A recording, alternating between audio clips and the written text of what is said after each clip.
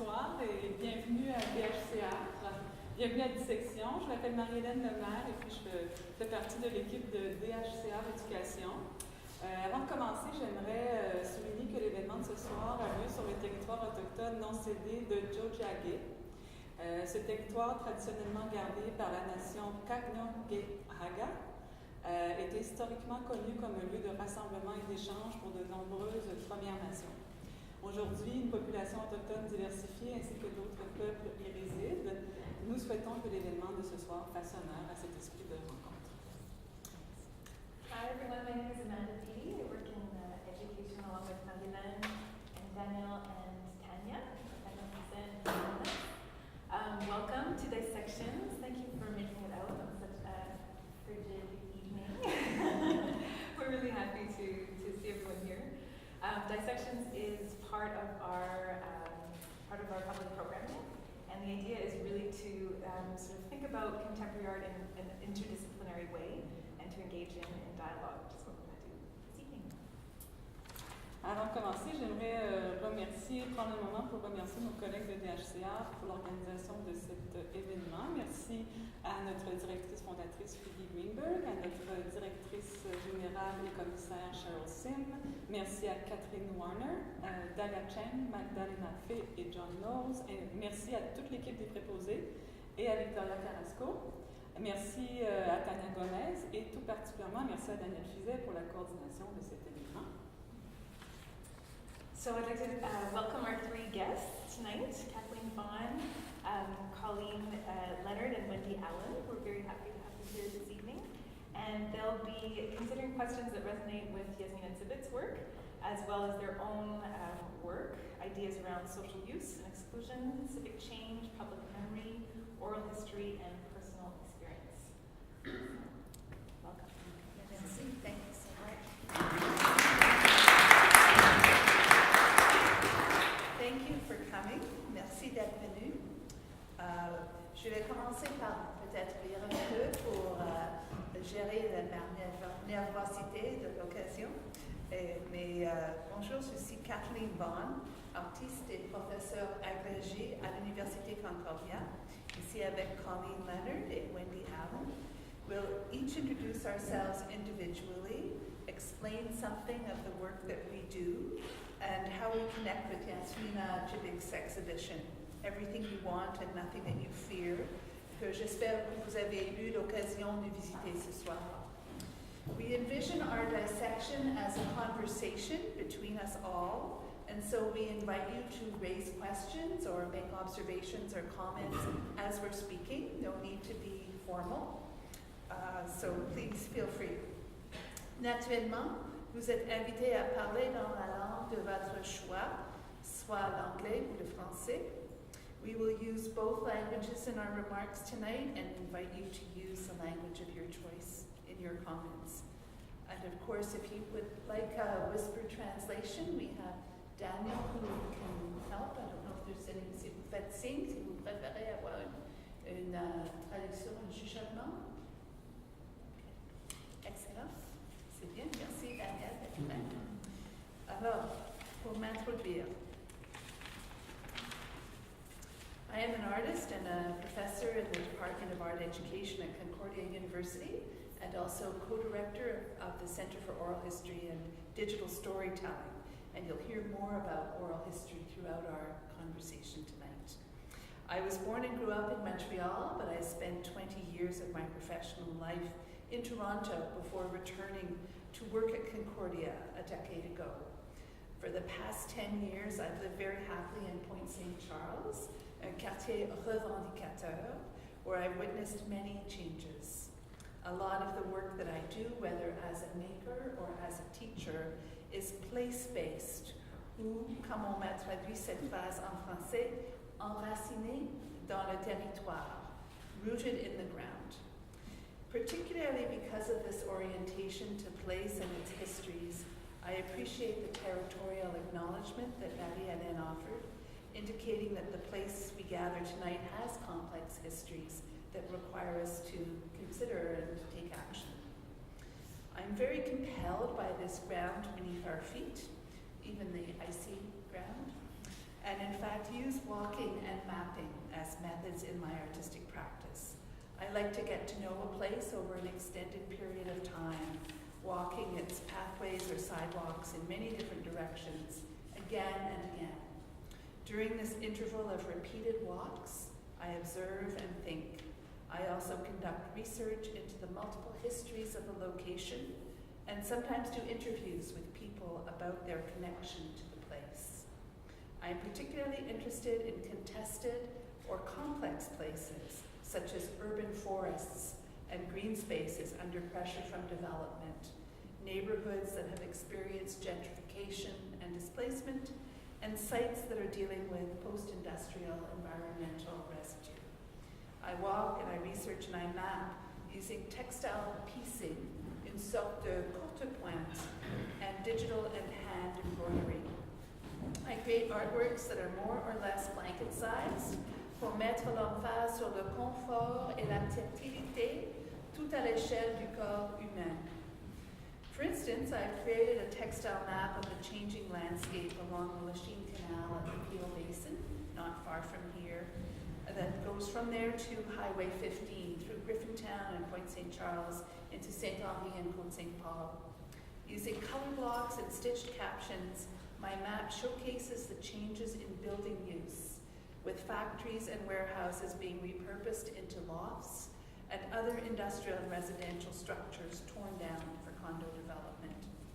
While showing change in land use from labor to leisure is part of what I'm interested in, as I am in human displacements, I'm also mindful of the way our cities displace the natural world and take little consideration of other creatures.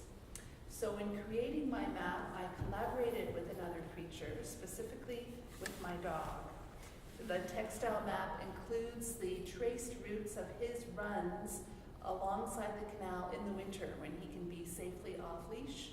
I attached to his harness my iPhone, which allowed a tracking of his routes and a tracing of that design.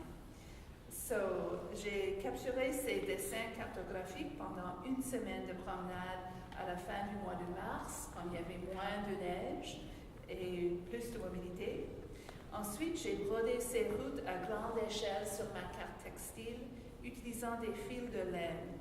J'ai voulu suggérer, avec ces grosses gestes brodés, que la nature non humaine est impliquée partout dans la ville, même si on la voit du moins en moins avec la perte des espaces verts et terrains verts, surtout au bord du canal. So perhaps you can guess, having heard a little of my love of textile practice, that I most connect to Jasmina's work through the blood-red killings that are part of the installation, The Fabric of Our Nation, on the second floor in the other building. I particularly appreciate the delicate handwork of the performance associated with this piece, in which the women workers carefully stitch the edges of the two carpets. I relate to that meticulous work of care, and also to the link between stagecraft and statecraft that's woven in, with words into the centers of the two kilims. From the perspective of my practices, I see those as links between art, oral history, and social or civic engagement. So that's where the right to the city comes in, which was one of the activities that unites us all. As you'll know, if you've had a chance to look at the catalog that we have here tonight, and there are copies at the front desk if you'd like to look at one later, take them with you if you haven't yet had a chance. The Right to the City is a pedagogical initiative that three colleagues of mine at Concordia University and I initiated a few years ago. Our aim was to promote interdisciplinary place-based teaching and learning. We've linked our courses in art education, art history, history and theater, encouraging our students to learn from each other, holding some classes in common, while we also pursue curricula specific to our disciplines. We cited our courses first in Point St. Charles for 3 years, and most recently in Shaughnessy Village. We embed ourselves in our students so that we are learning with community members about the issues that are important to them, rather than about community from the perspective of a classroom at the university. As Jasmina does, these students do research, conduct interviews, visit archives, and make art. But our orientation is always to the grassroots level of engagement rather than from the state level down. Together we explore who has the right to the city, which people, which species, which structures, aiming to ensure that a wide variety of perspectives, not just the state-sanctioned voice, is heard and seen. At the end of each term, the right to the city showcases student work back to the community within which it was created, and we put out a catalog like the one that I hope you'll pick up if you haven't so far. Our most recent version of the right to the city was centered at Atwater Library and Community Center, a remarkable educational institution located near Concordia at St. Catherine and Atwater. It's within what's known as Shaughnessy Village, a neighborhood whose commonly agreed contours we slightly enlarged to go from Green Avenue in the west to Concordia in the east, Sherbrooke in the north to the Ville-Marie Expressway in the south. This area includes Montreal's most densely populated blocks, with high-rises being home to newcomers, both immigrants and students, as well as longtime residents. It's an area now experiencing rapid gentrification and change, with the old Children's Hospital being replaced by condominiums and a lot of new building displacing old residents. Wendy and Colleen both have their own takes on the right to the city in Shaughnessy Village, so I'll invite them to introduce themselves next. Thanks, Kathleen. My name is Colleen Leonard, and I'm a master's student in art education at Concordia University. I'm originally from Saskatchewan, but I've lived in Montreal since 2010. En 2017, j'ai décidé de faire une maîtrise à l'université dans l'éducation d'art. Et j'étais étudiante dans le cours de Kathleen, Right to the City, à la bibliothèque de Atwater. Et comme je suis photographe, je pensais que mon travail pour le cours, ce serait plutôt la photo ou la vidéo. Mais en fait, c'était la première fois que je portais le chapeau Artist Researcher. Mon travail s'est décalé vers les archives et l'histoire orale. Kathleen m'a invitée de participer ce soir pour Dissections, pour partager comment je fais un lien entre notre travail pour Right to the City et le travail de Jasmina. Mais elle ne savait pas quand elle me demandait que, en fait, j'ai vécu dans l'ex-Yougoslavie et en Slovénie, en fait. Donc, j'habitais à Novo Mesto, une ville près de la frontière de la Croatie, de 2000 à 2002, et j'enseignais l'anglais là-bas. C'était 10 ans après leur indépendance, et la Slovénie avait déjà un œil sur l'Union européenne à cette époque. And so knowing in advance the premise of Jasmina's work, when I visited the exhibition for the first time, my experience living in the former Yugoslavia absolutely colored my take on the exhibition. The earthy tones, the heavy curtains, the elegance, the intelligence, the imposing architecture, all of this brought back memories of ex-Yugoslavia and Slovenia. And it also brought back this memory of how these countries at that time were working very hard to redefine their identities and cement them as independent nations. And how I most connect my research creation in Right to the City to Jasmina's work is through this thread of statecraft. Montreal, like all other Canadian cities, crafts itself regularly with an aim of constructing new and politically approved cultural identity. And usually we do this in Canada by tearing down and rebuilding. But sometimes when we do this in Canada, we displace the people that are in those buildings. And when I participated in Right to the City, the Open Door was Montreal's only wet homeless shelter that accepted pets, and it was housed in St. Stephen's Church, which is at the corner of Dorchester and Atwater. And in 2017, it was no longer a church, in that it was no longer giving church services on Sundays. So it was quietly and swiftly sold to developers, private developers, and the shelter and its clients were going to lose their home that December in 2017. Donc, j'ai décidé que The Right to the City était une bonne opportunité de donner un but à mon projet, aussi d'être utile à la communauté et peut-être aider le public à mieux connaître l'histoire de Open Door et les gens qui habitaient là-bas. Même si c'était juste une petite action, j'ai voulu faire quelque chose d'utile. And j'étais guidée par l'expression nothing about us without us is for us. Rien sur nous, sans nous et pour nous. And I tried to get to know the Open Door and its clients in a very short amount of time and listened to their stories and their lived experience of the neighborhood changes. And in the end, I collected an oral history as part of the neighborhood's archive. Merci d'être venu ce soir. Et j'ai hâte d'apprendre comment vous aussi avez fait un lien avec le travail de Jasmina. And with that, I will hand over the baton to Wendy. Thanks, Colleen. I'm going to put on my glasses so at least I can see my notes. I'm here as a participant in a project for seniors at the Atwater Library called the Digital Literacy Project. I'm also a beneficiary of the collaboration between Concordia University and the library in the Right to the City at Atwater Library. I'm going to tell you a little bit about myself. Montreal is not the city I was born in. I was born in Victoria, BC.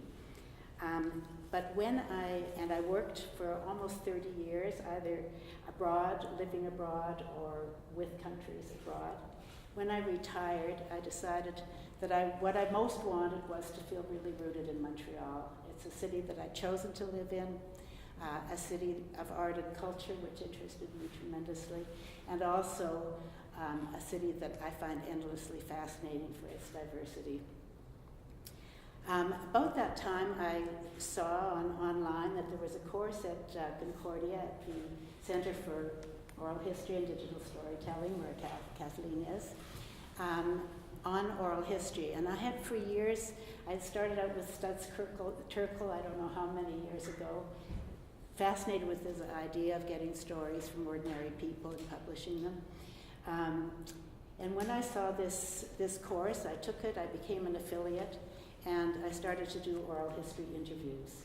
At the time, I was still very interested in things abroad, so I did international students, interviews with international students, with volunteers who were going abroad, and also with Indonesian students that I'd been working with who went back to Indonesia and went back to their universities and had future careers as movers and shakers there. I'm still still an affiliate at Concordia's Center for Oral History, but I also discovered Atwater Library, which I had kind of, for some reasons, living on the plateau, always avoided. But there was a course on downsizing, and given that I'm a great collector of things, I decided to give it a try. And it turned out, unfortunately, he's not here, but Eric Craven, who is the coordinator of this project, is a very, very special person. Digital literacy for him is not about computer shortcuts or about Excel sheets. It's really about how you can use technology as a tool for finding your own voice, expressing yourself, exploring the city. So the Right to the City is a partner of at Water Library, as I mentioned, and with the focus on Shaughnessy Village, we started doing things that were really related in the area around the library. So we were sent out with video cameras, and I didn't have to go far to find something that was really fascinating, which was Cabot Square. I started taking pictures of Cabot Square, which I had never really looked at very carefully, but would rush into Atwater Library, and saw that it was a kind of extraordinary place. So the first thing that I did was to make this short video. It was 150 seconds for the 150th anniversary of Canada, about Cabot Square. And so that place I became very committed to as an idea of pursuing what I could do with it. After that, we had another collaboration with Concordia, which was to create something called a promenade parlante, an episodic walk that was going to be part of the off-site activities at a big international conference for oral history at Concordia. For that walk, we decided we used the structure of Shaughnessy Village as the place-based boundaries for it, and the notion of the 6 episodes were linked through this structure. There were different themes, of course. Each person who did an episode had a different theme, some about history, some about urban change, some about exclusion, some about diversity. So what I found in how I connected with Jasmina's work was using these multiple themes and how she tied them together. I mean, I think it's actually kind of miraculous that she was able to use, such complexity and put it together in a show that eventually, when you figure out how it sticks together. But my experience, when I went to the first room, I didn't get the plasticized explanations, and there's nothing on the wall. So I went in, and the strongest impression, of course, were the curtains. I mean, it's quite a strong feeling you get from those colors and the symbols. I noticed the maquette of for me, a totally mysterious building. The photographs of these very contemporary luminescent women on the far wall. I kind of missed the ceiling, I don't know why. But then I discovered the dark, semi-nude figure of the female in the corner, and I thought, what is this about? I don't get it. And so it became, for me, I was trying to think of a metaphor, and I thought it was kind of like a treasure hunt. I had a few clues, but I had to go through the rest of the show in order to figure out how that came together, how she had explored those themes of her research and put them together in an exhibition. And I think it was absolutely masterful. So I realized that there are so many possibilities beyond, this simple walk we did, to really exploring our world in such an incredibly complex way with so many themes. One of the things I want to end with this. In Jasmina's artist profile for the Jasmine Award, which I saw online, she said that she presents her works as readers, not as a didactic exercise. That she's interested in the relationship with the spectators and the questions that arise from that. I wondered what questions you have and how you will follow up on them. Talking to friends, online research. Are you interested in talking to Jasmina? And if so, how would you do that? So I open this up to you to see what questions you have, what was left hanging, what you would like to find out more and might explore on your own. Well, she's not here. She's not here. But I guess there are digital channels through which people could connect and form an interactive webinar. And there could be a drawing board where people could draw or type text in the chat format as well. There could be a moderator that could actually allow just certain messages to be transmitted to her.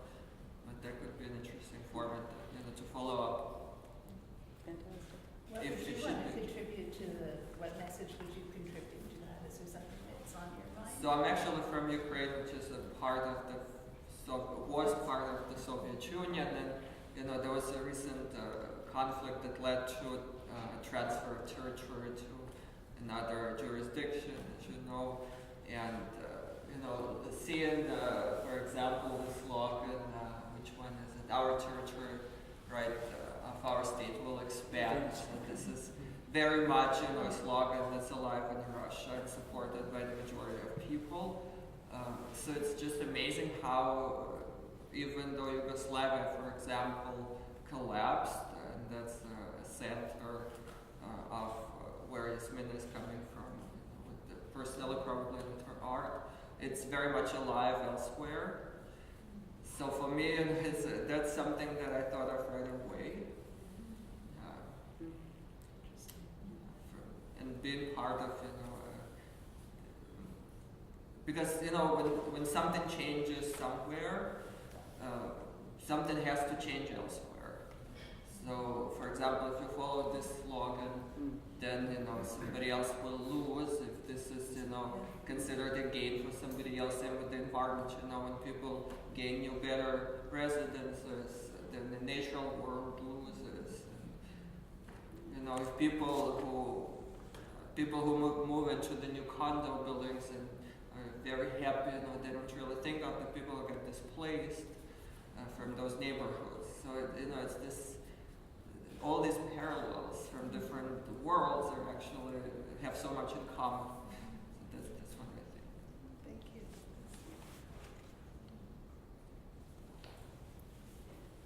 Who else would like to add something to the moderated fictional chat room that we're here to have with Jasmina?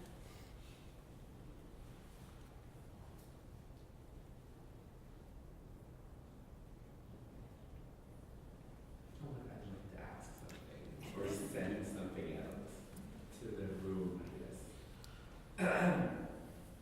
I'm interested in this idea that you're presenting your work, and I guess Jasmina's work is also partly that. It's about accumulating archives, or part of the work is about interacting or even building archives in a sense. And so your work can be considered artistic research, or you can wear the hat of artist researcher, but you can also consider that you're wearing the hat of an archivist in a way. And so I'm wondering if you have that logic of the archive as you're working through these projects. And because I guess Jasmina has it too. And she's said in some interviews that she was very surprised that basically the research part of her work had to do with building up a lot of archives that were private and become public with the dissemination of her work, which I guess is the same maybe for all of your interventions in some sense. Yeah, I think it's a very interesting question. Certainly at Concordia, and you can speak to this as well, it wasn't, when people were doing the oral histories, they weren't thinking of the archive. Actually, the archivists came in later and had to organize how people could really access these things. And moving to Atwater Library, where there are even fewer resources, we've been doing all these living history interviews.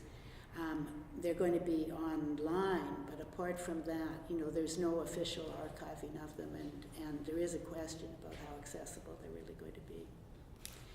I know that I worked with a woman from Brazil, a librarian, and she had done a lot of community programs, and she said she always felt that any of this work should be, that oral history should be considered as a research material, and that you should start with what kind of archive you can afford to create and maintain.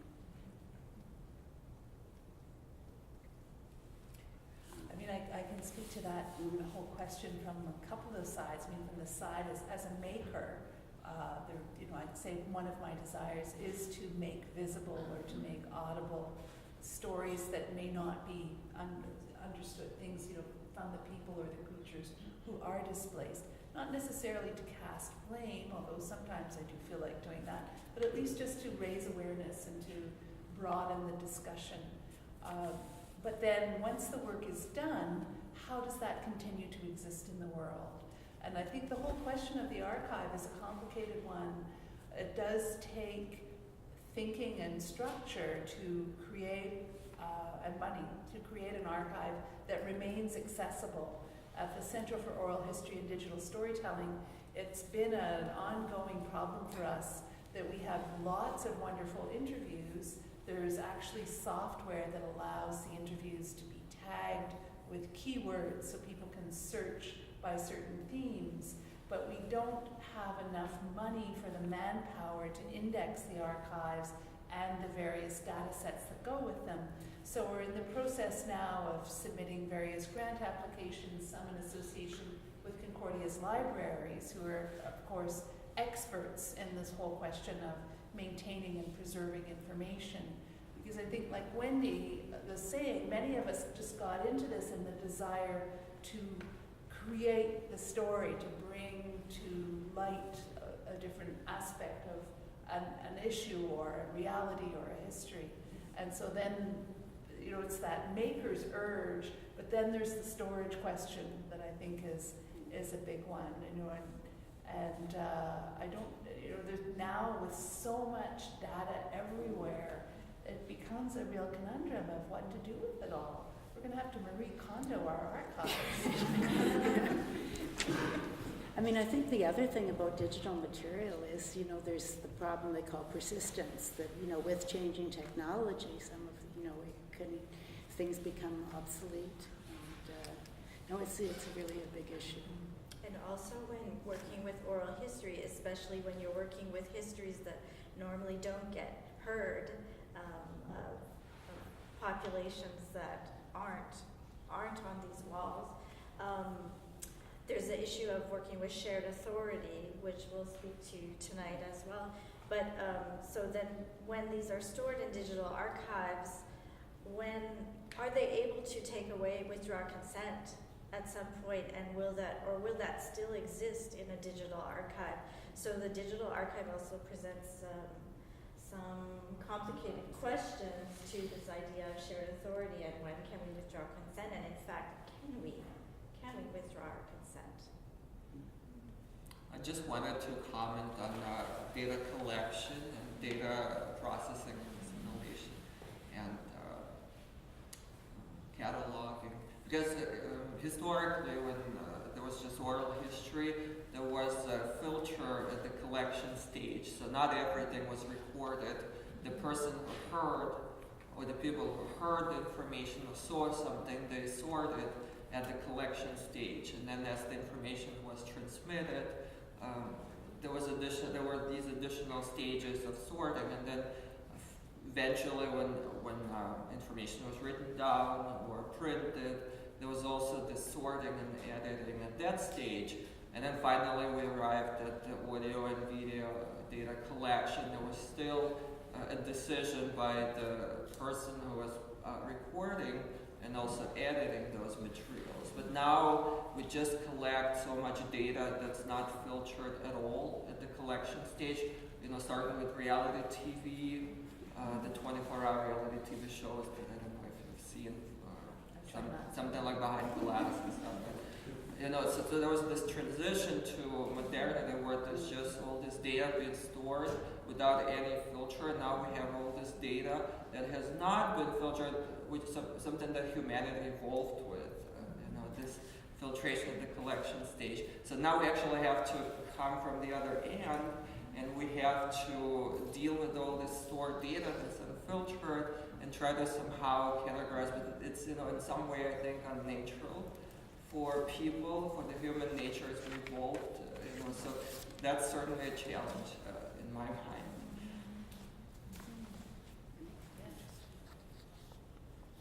Any other thoughts on that? Okay, I can comment on Jasmina's work. I think it's really interesting that how she connected history with art. I like that. And it's very educative.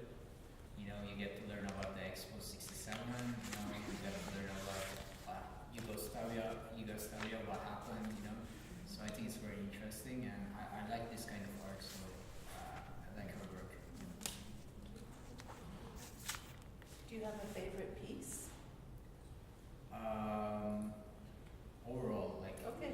my favorite piece is that it has made me think. Uh-huh. Yeah. That's No. great. Yeah. Yeah, it's a wonderful show. It made me do a lot of research, actually. You Yeah. know, I found there was, you know, you talk about Yugoslavia, and I mean, I didn't know anything. I really didn't even know the countries that made up the former Yugoslavia. So I've been online doing my own research. I mean, it's she found gaps in her data. I found enormous gaps in my knowledge, and it was really, you know, made me think and pursue those questions. So I guess her work is kind of like a conversation that is sending us all off, thinking and researching and imagining in different ways. Colleen, maybe do you want to talk a bit about the archive and shared authority at this point? Or Sure I can. So keeping in mind also that I was a novice, working with oral history for the first time and learning about these ideas of shared authority, I was not even considering the archives as a part of my responsibility when I started on the path of oral history. And now looking back, reflecting, I regard it as one of the most important things to consider. So the path is long and never ending with oral history. But with my research went towards the archives because I was overwhelmed by all of the questions, ethical questions I had working with a vulnerable population at the Open Door. So I was struggling personally with Canada 150 and facing my own colonial settler heritage at the same time, and it just happened to coincide with this project. And so when I wasn't sure how I could tell this story through the people, or if it was ethical for me to do so, I decided, well, I will focus on the church and the physical site and see if I could tell the story of the church as a character in this neighborhood. And so I went to the Anglican diocese in Montreal and paid my $20 to go through their archives. And the Open Door was in the news all the time at this point. So I expected to be met with some resistance from the archives, but it was in fact the opposite. All of the archives were physical.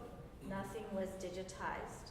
They were all in numbered boxes, and some of the numbered boxes were unable to be located. They tried their best to find them for me, and the archivist Sandra Cuckoo was as interested and as curious as I was to see what was in these boxes from 1875. So I was able to physically touch and view carte blanche, all of the documents that dated back to 1875 for this church, not the actual building itself, but the congregation that led to the site. The actual building itself is 1901. So Jasmina talks about the archives as like looking for this needle in a haystack. I did not even know like what haystack I was in at this point. I was so green. But in fact, I did find my needle, and it was the fact that the church itself had been sold once before in its history to private developers, but the sale was blocked in the end. There was community protests. It was still, the difference between then and now is that it was still a functioning church. It still had a congregation and church on Sundays. And also this community pressure was felt very strongly by some important members in Montreal, influential members, and the developers decided it was a done deal, but they backed out, in fact. They said, we don't want to buy this anymore because it's such bad so that was very surprising to me that that happened then but wasn't happening now. And that it was done so swiftly and quietly. And that we didn't hear this story until actually the Open Door lost the place that was supposed to be their home, and then they were stuck. They had nowhere to go, and so they had to start getting vocal. I did find my needle in the haystack, and I was really happy to find that, but actually happy in a way that, I found something after these hours of looking through these boxes. But what that did was change my relationship with the community, in fact. After they'd found out that I'd spent all this time researching the church, there was kind of an exchange happened between us, and our relationship changed, and it opened up a new space for sharing, and then I felt that, this is possible. I feel now that I've paid my dues, and I have a story that I could tell, and they want to tell it to me now, because they felt that I added something to their experience, perhaps, of the church. Everyone was invited here tonight, but no one was able to come from the Open Door. But yes, the archives completely changed my direction and added something that I hadn't even expected was possible to oral history.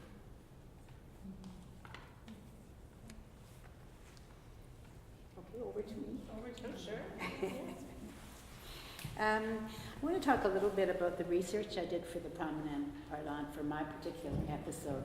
It started with with going out and doing the video for the 150th anniversary, and I noticed that there was so much in that square, and I would like to refer to it as embodied history. That there are layers of time that are right there. The first one is simply that land is. That the square is located on land that is unceded territory, where there were at least 4,000 years ago people wandering around or living and using that area. It was not vacant land. But the square is named for John Cabot, who didn't come to this land, and certainly not to Montreal, until 1497. The square is named for him because of something that happened in 1935, which was that the Italian community commissioned a statue or a monument to be built for Giovanni Caboto that stands in the square looking over the land. He had been given it's something called a letters patent, which gave him the monopoly, or which King Henry VIII of England gave him the monopoly to find and discover new lands wherever and claim them for England. But the square now is actually a living example of another layer of history that connects the very first layer, and that is the problem, of course, with Indigenous people.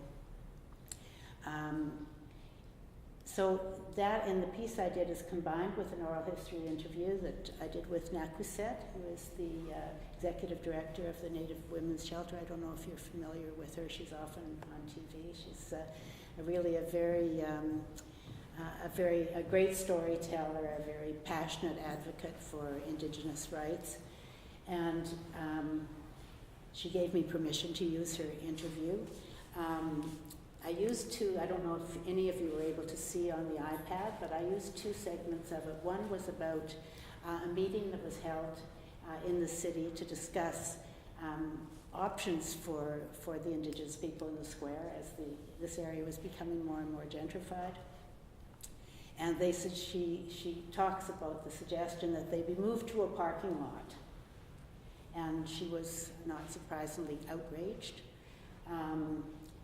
And in the interview she says, but I know how to deal with this situation. I know what we need. We need a project, the Cabot Square project, which is both going to have services for the population there who have problems with addiction and homelessness, and also has the soft power side.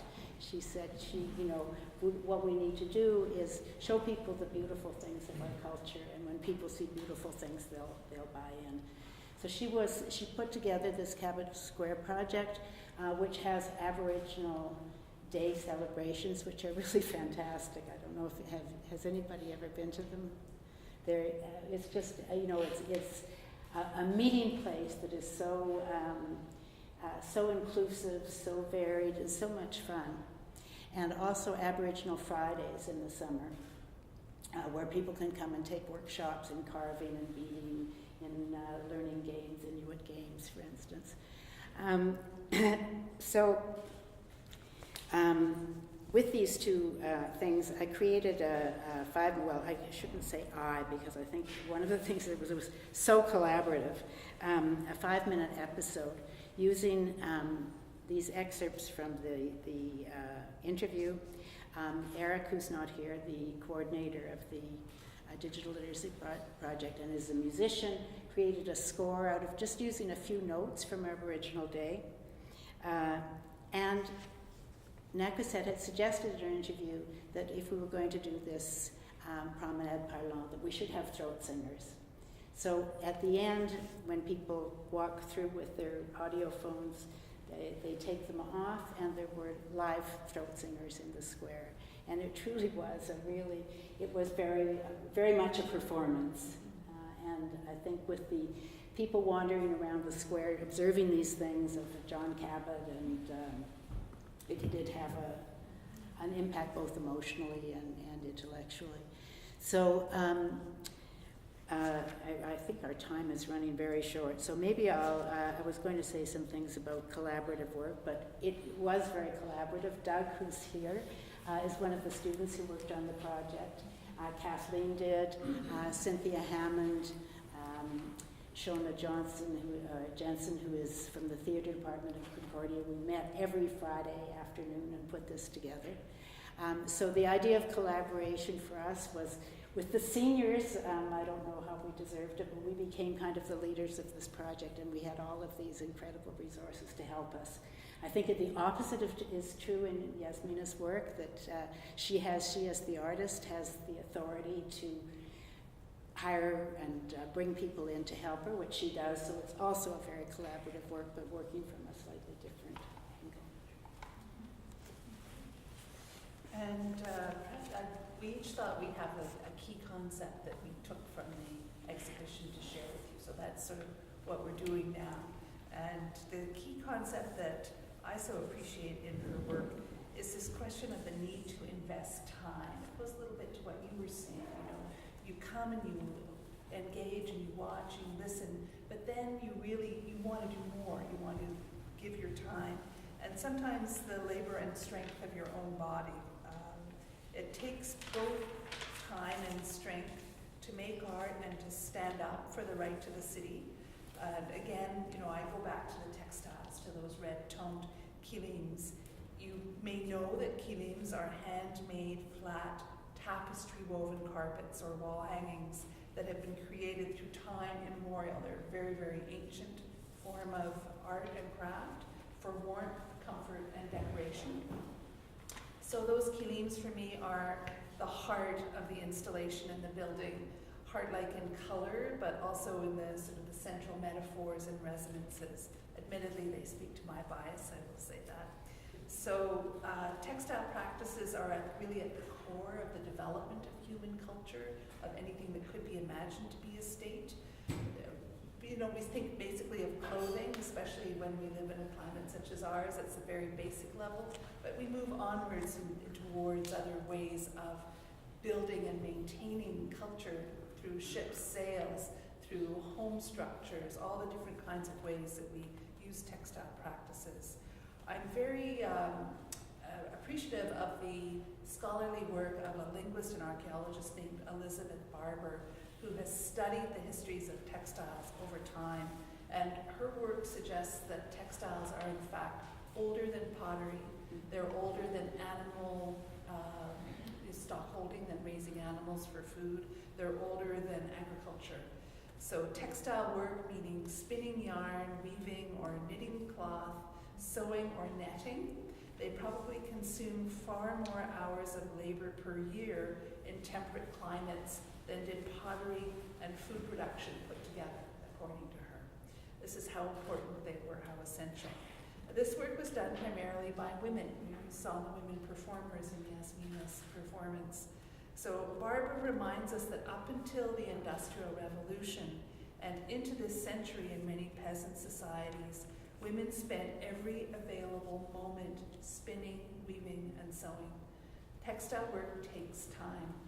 And too often, while working through the hours with a sharp needle, you invest your work with your own DNA, pricking your finger and dripping a bit of blood into the piece. So aujourd'hui, nous achetons beaucoup plus de vêtements et de toiles que nous tissons ou nous cousons. Ces capacités sont même un peu perdues dans le temps avec nos grands-mères. Selon moi, nous avons besoin de retrouver ces compétences, ainsi que de la mentalité de la réparation, la valorisation des étoffes et des anciennes pratiques techniques, textiles. We know that the kilims in the installation were created in Visoko in Bosnia, of course once part of Yugoslavia. The handmade kilims offer some tactile counterpoint to the other primary textile feature of the exhibition, the curtain that runs like a skin through the entire building. A little additional research online suggests that the kilims in the installation were created under the auspices of Kobiagi, sorry for my pronunciation, Kilims, a company founded by two young women in Bosnia. They wish to revisit and reimagine the kilim form for contemporary times, adding a new post-Yugoslavia resonance to a traditional age-old craft, or so their Facebook page says. So looking at these works, I believe that each of us draws on an innate understanding of the culture-building potential for craft. It's in the way our species has emerged on this planet. Watching the remarkable live performances of these kilims, in which two women call and respond to each other through voice and vocalization as they hand-stitch, I imagine that our mirror neurons, nos neurones miroirs, fire up with delight. You may know that mirror neurons are those parts of our brains that react both when we do an act and when we observe somebody else do the act. These mirror neurons seem to be implicated in both empathy and learning. And so perhaps through the design of this performance, Jasmina Cibic's installation returns us to the value of the handmade, of the individual effort in the ongoing work of building human lives and the cultures and the states within which we, and perhaps other species as well, can thrive. So that's what I was thinking about, juicy textiles. Anybody else have some observations or comments they'd like to share? Well, I was just, when you were talking about the First Nations, this story of John Abbott Square, I was thinking about the Kuril Islands, which is like a condensed example of how Canada came to be in some way. Because when the Soviet Union invaded and took the Kuril Islands from Japan after the atomic bombs were dropped, first the occupants lived side by side with the indigenous Japanese there, and they commingled, and it was just great, and they lived, in harmony. So I've heard. And then the Soviet Union government decided that they all should be deported. So they were basically just quickly gathered and sent to the main islands from the Kuril Islands. And so it stands to this day, and only recently the Russian government allowed visits from the people who live, because those were heavily militarily controlled lands, so you could not just travel to Russia and go specifically to those islands. So only recently have been allowed the Japanese who have roots there, whose ancestors had roots there to visit. And when the Japanese met the Russians, were virtually all, from the military families who were installed there, or their descendants. I've just read some interviews, and it seems many of them feel very sentimental. They think, that those people, many of those people are, in fact, indigenous to, like, they themselves and their ancestors, because, like modern Canadians born here, with ancestry, with colonial ancestry too. But, there's this interesting development, but all of this has happened in just a few decades versus, centuries for Canada. And just interesting to observe because what's going to happen there, because we are sort of at different stages, and I don't know if, in Canada it's going to go faster towards reconciliation and how it's going to look compared to there, So just different timelines, maybe a little sped up at the beginning over there compared to Canada, but maybe much more accelerated in Canada towards the end, towards that harmonious state in the future potentially, hopefully that's going to happen. Yeah, but that's just what I was thinking. Interesting. Yeah, thank you for telling us.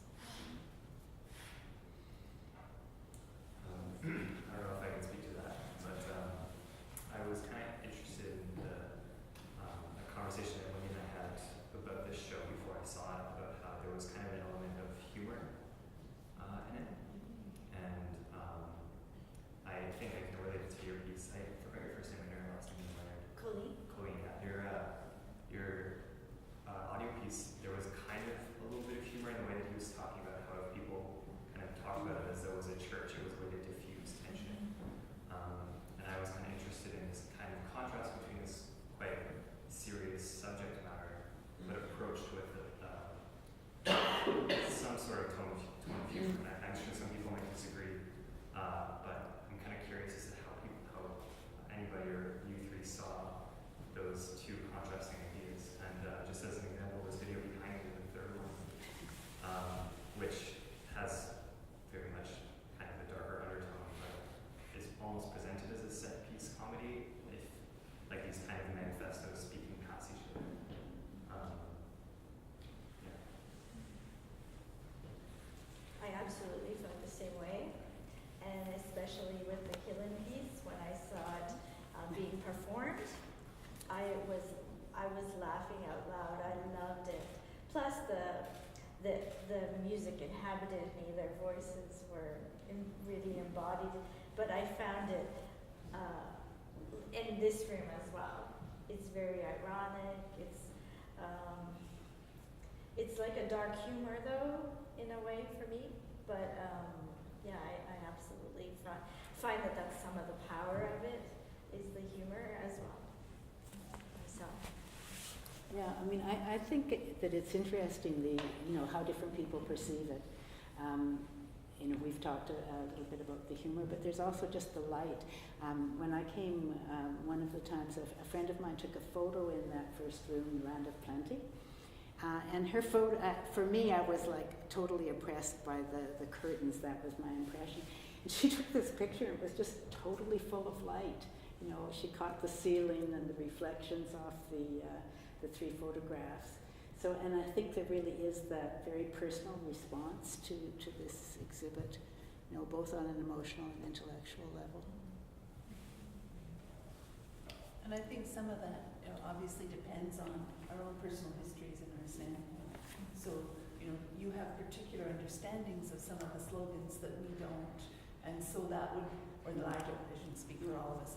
And so things would have a different depth of inflection for you, and possibly more or less humor depending on your mood at the moment, I suppose.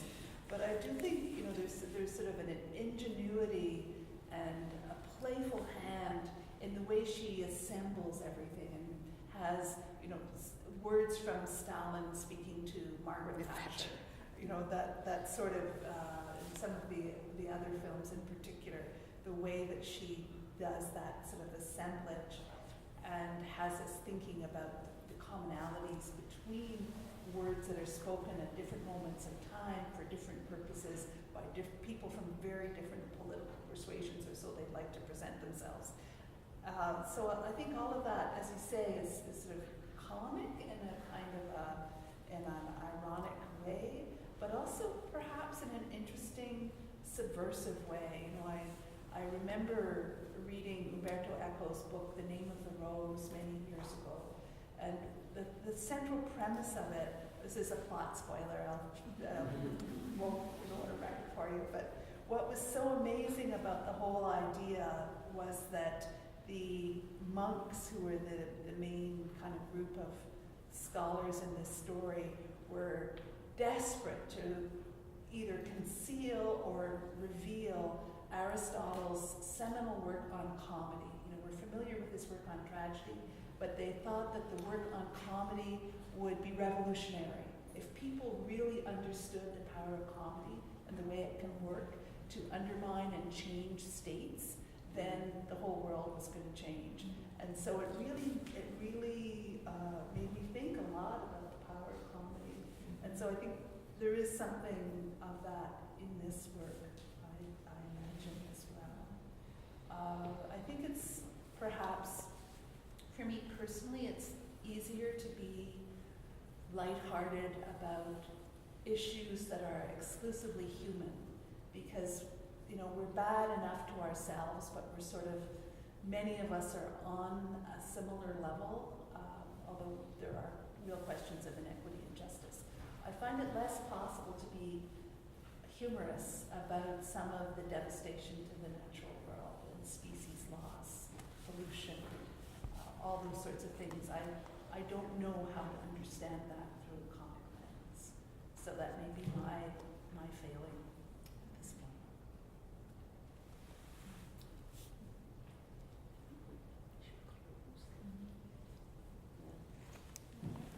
Well, I'd like to thank Wendy, Colleen, and Kathleen so very much for coming and for very thoughtful discussions. Thanks to everybody for being here tonight. And on vous invite en fait de continuer la conversation dans la réception avec un verre de vin.